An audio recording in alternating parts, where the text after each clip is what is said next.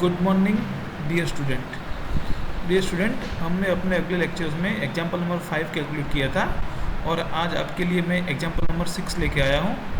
ये एग्जाम्पल आपका last example है नेट एसेट मेथड का, और यूनिवर्सिटी एग्ज़ाम के अंदर भी आपको नेट एसेट मेथड्स के ही एग्जाम्पल मेरे ख्याल से पूछे जाते हैं, तो आप इस पे ज़्यादा काम कीजिए। जितने भी अच्छे एग्जाम्पल थे या मेरे ख्याल से जितने भी परीक्षा एग्ज़ाम की दृष्टिकोण से देखे अगर पूछने लायक थे वो सारे एग्जाम्पल मैंने आपको करवाए। तो फ्रेंड्स स्टूडेंट्स, आप इन सब एग्जाम्पल को अच्छी तरह से समझ लेना, घर पे 1 2 3 बार प्रैक्टिस करना ताकि आपके मार्क्स कहीं पे छूट ना जाए। ओके फ्रेंड्स, तो अब हम चलते हैं।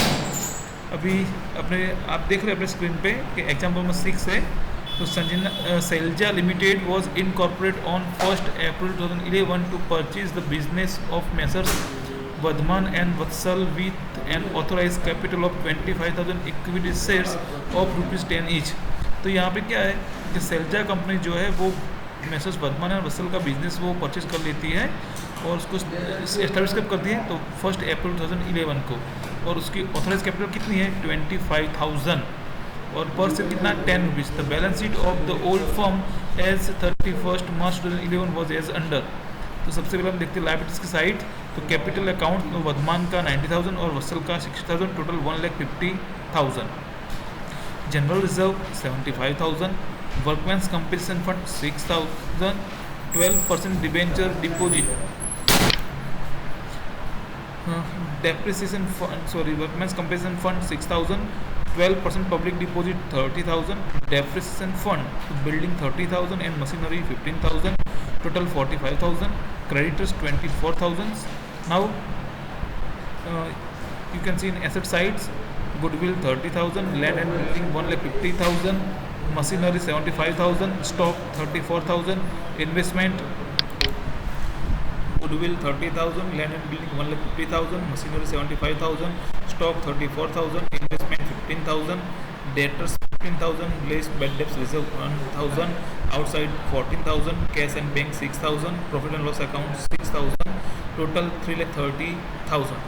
So friends, this is the balance sheet of the Vatsal and Vadman firm. Now additional information means the terms of business purchase. The terms of purchase of business were as under: 1. Goodwill of the company was to be calculated at twice the average profit of the last 3 years. Average profit of the last 3 years was ₹7,500. Number 2. Book value of land and building is 25% less than the market value. The market value of the investment and stock are ₹18,000 and 30,000 respectively. Land and building investment and stock were to be taken up at the market value. Debtors require a provisions of debt 10% bad debts reserve. Other assets and liabilities were taken at book value. Number 3. A claim of ₹500 is asserted by the firm against workmen's compensation fund, which will be paid by company in future. Number 4. Purchase consideration will be discharged as follows. Number 1. Selja company's 15% debentures to be issued to the public deposit holders of the company of the firm in such a manner that public deposit holders of the firm do not sustain any interest loss in future. Number B. Selja company's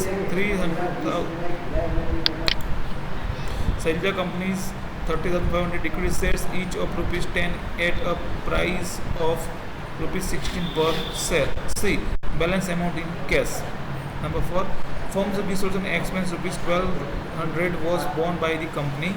The company issued 7,500 equity shares each of ₹10 for public at 20% premium, for which full amount was received. Preliminary expense of the company amount of ₹1,800.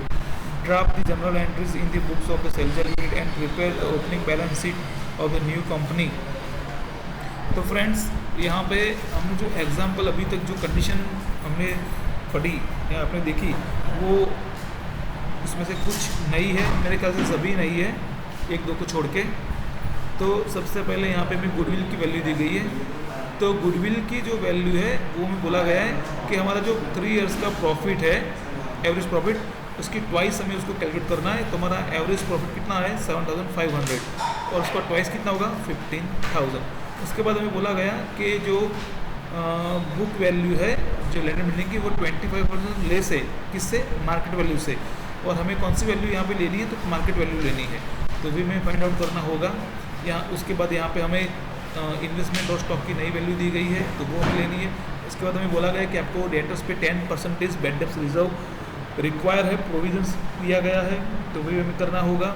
उसके बाद यहाँ पे third number का point है कि claim of ₹500 is accept by the firm against workmen's compensation fund which will be paid by company in future. उसका मतलब क्या होता है कि वर्कमेंस कंपेंसेशन फंड जो है वो हमारा एक प्रकार का फंड है। अगर उसके अगेंस्ट कोई क्लेम होता है तभी जितनी रकम, जितनी अमाउंट का क्लेम होता है उतनी अमाउंट ही वहाँ पे लायबिलिटीज़ है, बाकी का सब क्या है हमारे लिए, वो फंड है, रिजर्व है। उसके बाद हमें बोला गया कि भाई आपको सेल्जा कंपनी के जो पब्लिक डिपॉजिट होल्डर्स है उनको 15% के रिवेन्यू तो इस तरह से देने हैं ताकि उनको इंटरेस्ट का लॉस ना हो। और हम परचेज कंसिडरेशन के लिए 30,500 इक्विटी शेयर पर शेयर 10 रुपीज़ और बाकी का कैश दे रहे हैं। उसके बाद जो हमारा डिसोर्स एक्सपेंस है वो कंपनी इसको बोरो मीन्स को बॉन्ड कर रही है। कौन सी, ओल्ड कंपनी, न्यू कंपनी उसको बॉन्ड कर रही नहीं है। तो ओल्ड कंपनी करती है तो उसमें कुछ भी होता नहीं है, उसके परचेज प्राइस में ऐड नहीं होगा। अगर न्यू कंपनी करती है तो वो परचेज प्राइस में ऐड हो जाता है। उसके बाद हमारा प्रीमियम एक्सपेंस भी 1,800 हुआ है। तो ये सब पॉइंट है फ्रेंड्स, तो इसको याद करके और अच्छी तरह से इसको हमें क्लियर करके ये एग्जाम्पल कैलकुलेट करना है। बहुत ही ईजी है एग्जाम्पल। तो चलते सबसे पहले अपनी थोड़ी सी कैलकुलेशन कर लेते हैं कि लैंड एंड बिल्डिंग तो 1,50,000 था। तो सबसे पहले अगर आपको न्यू वैल्यू लेनी हो तो आपको देखना होगा यहाँ पे कि भाई हमारा 1,50,000 था, यहाँ पे डेफिसिट फंड है। और अगर शायद सपोज कि यहाँ पे उसकी न्यू वैल्यू दी गई है, सपोज कि 18,000 या 1,18,000, तो आपको डायरेक्टली 1,18,000 लिख देना है। लेकिन ऐसा परसेंटेज है या इतना इंक्रीज करना है और डेफिसिट फंड भी दिया है तो आपको इस तरह से बात करना है, इसको डिडक्ट करना है। तो land and building 1,50,000 minus depreciation 30,000, total 1,20,000। अब उसका 25% हमें क्या करना है, इंक्रीज करना है, यानी कि प्रॉफिट करना है। तो सपोज कि हमारी 100 रुपीज़ मार्केट वैल्यू हो तो उसमें 25% लेस है तो कितनी होगी 75। तो यहाँ पे हमारी बुक वैल्यू है कि क्या आपको पता होगा कि हमारी कोई परचेज प्राइस है उसमें से हम डेप्रिसिएशन बात करते हैं, उसकी क्या हो जाती है, बुक वैल्यू हो जाती है। ओके, तो यहाँ पे हमें बुक वैल्यू लेके करना है। तो बुक वैल्यू हमारी 75, तो उसमें प्रॉफिट कितना है 25। तो 120 में कितना, तो 40,000, तो प्लस 25 इंक्रीज किया तो कितना हुआ हमारा 1,16,000 हमारा लैंड एंड बिल्डिंग होगा। गुडविल तो 7,500 मल्टीप्लाई 2 यानी कि 15,000। तो ये थोड़ी नेसेसरी कैलकुलेशन थी, मैंने कर दी। अब चलते हैं नेट एसेट्स पे। तो गुडविल 15,000, यहाँ पे सॉरी रह गया,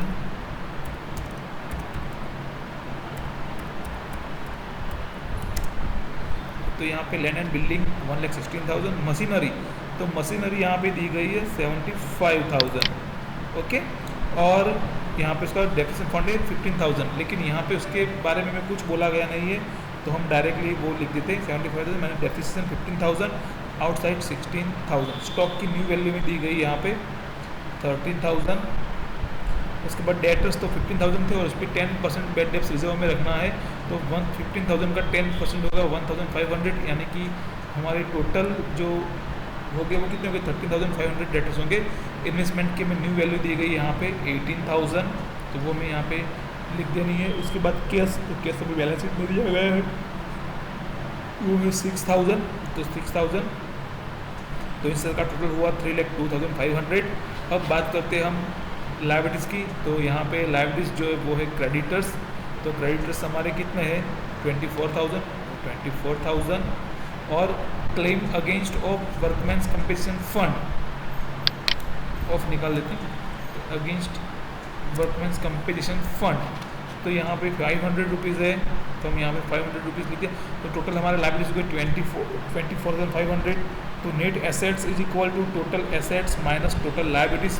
तो 3,02,500 माइनस 24,500, तो आंसर आएगा 2,78,000, यानी कि परचेस प्राइस कितनी होगी हमारी 2,78,000।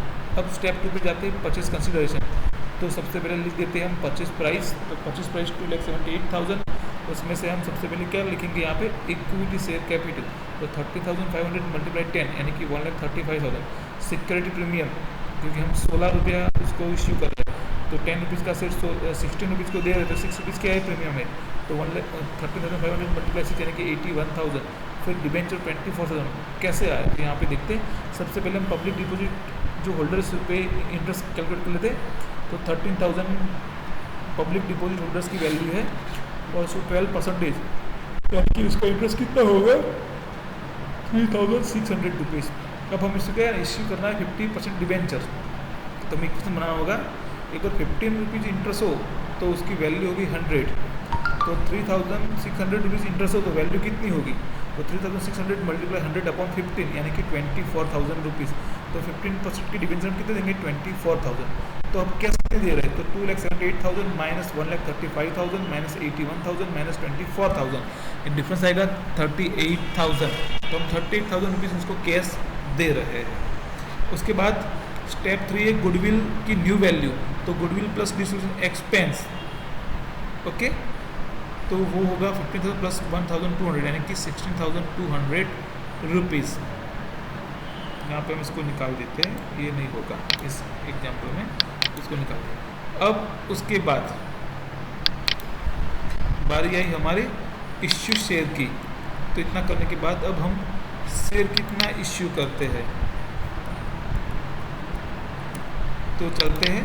तो यहाँ पे बोला गया था हमें कि जो 7,500 रुपीज़ शेयर्स है वो हम इश्यू करेंगे 10 रुपीज़ के 20% प्रीमियम के साथ। तो हम कितने इश्यू करते हैं, कैश रिसीव करते हैं। तो इश्यू फॉर पब्लिक 7,500 मल्टीप्लाई 10 यानी कि 75,000 प्लस 20% प्रीमियम यानी कि 15,000, यानी कि टोटल कैश रिसीव कितने किए हमने 19,000। अब चलते हैं स्टेप 4 पे, न्यू बैलेंस ऑफ कैश। तो यहाँ पे सबसे पहले balance as on balance sheet, तो 6,000 प्लस इश्यू न्यू शेयर तो कितने किए 19,000। तो अब हमारे पास कैश कितने हो गई 96,000। उसमें से हमने पेड कैश टू परचेज, हमने बिजनेस परचेज करने के लिए कितने कैश दी 38,000, तो वो खर्च हो गए। तो अब कितने रहे 58,000। उसमें से डिस्ट्रीब्यूशन एक्सपेंस हमने दिया कितना 1,200, तो अब कितने बचे हमारे पास 56,800। अब उसमें से हमने प्रीलिमिनरी एक्सपेंस भी कैश में पे किया तो 1,800। तो अब हमारे पास कैश कितना रहा 55,000। तो 55,000 हमारे लिए अब कैश बाकी रहा। तो वो balance of new balance of cash हो गया। अब स्टेप 5 बैलेंस शीट। तो इक्विटी शेयर कैपिटल तो कैसे, तो 13,500 प्लस 7,500 यानी कि 21,000 मल्टीप्लाई 10 यानी कि 2,10,000। सिक्योरिटी प्रीमियम तो 81,000 प्लस 15,000 और 81,000, क्योंकि यहाँ पे 6 रुपीज़ और यहाँ पे 2 रुपीज़ है, इसीलिए यहाँ पे हमने वो अमाउंट लिखी यानी कि 96,000। उसके बाद 15% डिबेंचर तो हमने यहाँ पे दिए 24,000। उसके बाद creditors 24,000 and claims against workmen's compensation fund तो वो है 500 रुपीज़। तो इस साइड का टोटल हो गया हमारा 3,54,500। अब चलते हैं एसेट साइड्स। तो एसेट साइड्स गुडविल, तो गुडविल की न्यू वैल्यू में फाइंड आउट की है 16,200। तो 16,200, land and building 1,60,000, machinery 16,000, stock 30,000, debtors 30,500, debtors investment 18,000, cash तो कैश की न्यू बैलेंस में फाइंड आउट की 55,000 और प्रीलिमिनरी एक्सपेंस वो है 1,800।